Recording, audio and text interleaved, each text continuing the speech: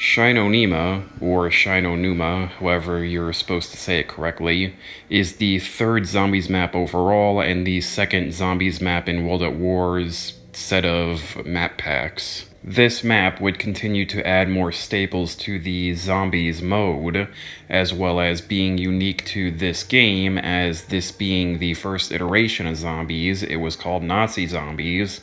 But despite that, in this map you're actually fighting Imperial Japanese zombies, since this map doesn't take place in Germany. But anyway, to start off this map review, I guess I should go over those staples that I mentioned. The first and most prominent of which probably would be the 4 characters that you play as in this map, or well, like were introduced in this map, as they quite literally would go on to become the 4 main characters for the entire series. Those being Tank Dempsey, the rageaholic American soldier, Nikolai Belensky, the vodka-obsessed Russian Soviet soldier, Takeo Mizaki, who is the honor-obsessed Japanese soldier, and finally Dr. Edward Richthofen, who is just the insane Nazi scientist. And well, if you can tell from how brief those descriptions are, that's really all they are in this map, and even the next map, honestly. They are nothing more than really a comedic caricature of their countries, like the people from them, which isn't necessarily a bad thing to be, it's just considering how complex zombies would go on to become, they are just so basic here. But even admitting that, this is still a huge upgrade from the silent soldiers and even the soldiers who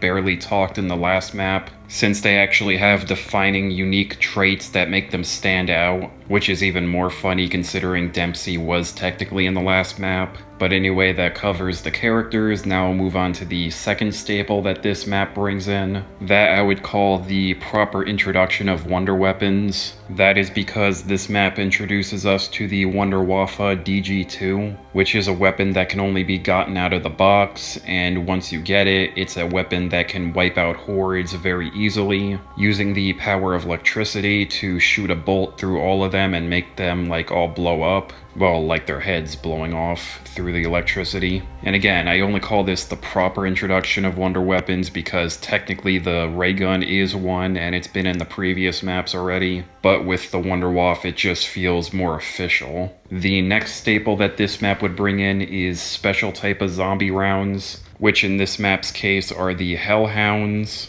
them exactly being what you think they are, undead zombie dogs, who are hungry not only for your flesh, but also your soul. Alright, 2 more things to go over, the first of which will be the introduction of fast travel, or really just any type of transportation, period, with this being the zip line, I guess you can call it. I think that's what it's called. It being something that you use to get to upstairs or downstairs real quick, or get away from a horde if you're getting overwhelmed. And finally, the last staple I'll go over is the beginnings of the proper story for this mode, as this not only has the 4 essentially main characters for it, but it also has the meteor that I believe is in this. The meteors that would go on to, lore-wise, be the reason the zombies exist. But again, this is right at the beginning of everything, so not much here to go off of. And I guess you could technically say there's the first Easter egg quest that you can do in this map as well,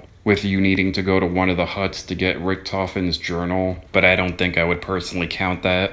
But anyway, that's all the major things that this map brings into the game mode. So now I guess I'll talk about the map's layout. That being one big main hut that's connected to 4 offshoots, smaller huts. And these offshoots all have their own different unique things, like the aforementioned transport zipline, traps in the hut, whether it be the electric trap returning from Verrucht, or the new trap in the Flogger. They'll all have their own different wall weapons as well as mystery box spawns. But most importantly, every hut has a different perk that could spawn in it. But unlike the last map where the spawns are always the same, in this map it's different, as anytime you open up one of the huts, one of the 4 perks is randomly chosen, which is a neat twist for them, but it also makes it a bit more difficult, since you can end up getting Juggernog last. And another point of difficulty is that since you're in a swamp that you'll walk through knee-deep water, and because of that you'll slow yourself down, as well as the mud that's found throughout. And well, for the most part that kinda covers the entire map as a whole. Just a few extra things to go over here. The first of which I suppose would be the atmosphere, which I have to say is very well done, with the look and sounds of the swamp, and the very close quartersness of the huts. Next, I'll just quickly knock out the Easter egg song in this map, which is turned on by going to the comm room and, like, dialing the phone in it, which allows you to listen to the one, which is like one of those instant classic songs. And finally, we have the strategies for the map. The more prominent ones being like going to the comm room and using the entire area, because it is like in a circle, to run trains in, or going to the storage room door and trying not to open it for as long as you can and putting down like bouncing betties next to it, or camping the zip line on the second floor and using it when you get overwhelmed. Or when playing with multiple people, my friends did this one often, where you would just follow the mystery box out to the other huts. Like, you would have 1 or 2 people watching the windows, and then a couple people watching the front,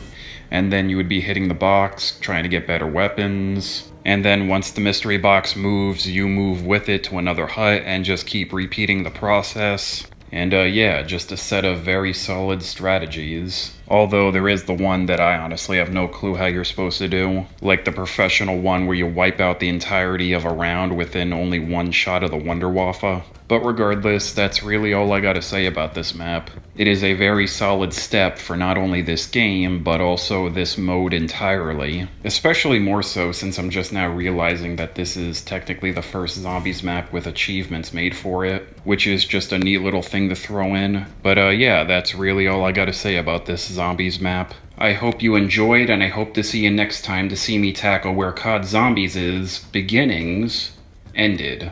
Bye for now.